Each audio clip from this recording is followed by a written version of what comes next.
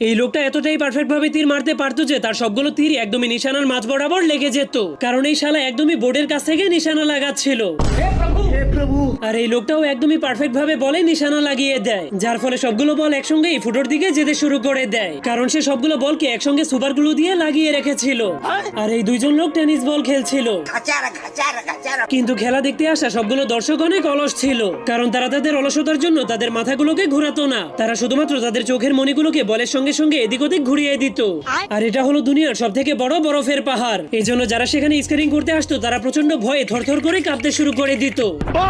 কিন্তু তখনই সে 1 সেকেন্ডের মধ্যেই নিচে নেমে আসে, কারণ সেই পাহাড়টা ছিল একটা নকল পাহাড়ের পেইন্টিং। আর এই সবগুলো লোক যখনই রেসিং করার জন্য দৌড়াতে শুরু করে তখন তারা সবাই একসঙ্গেই দৌড়াতে শুরু করে দেয়, কারণ তারা সবাই একই কোম্পানির ভিটামিন খেয়েছিল। তুই সমঝা?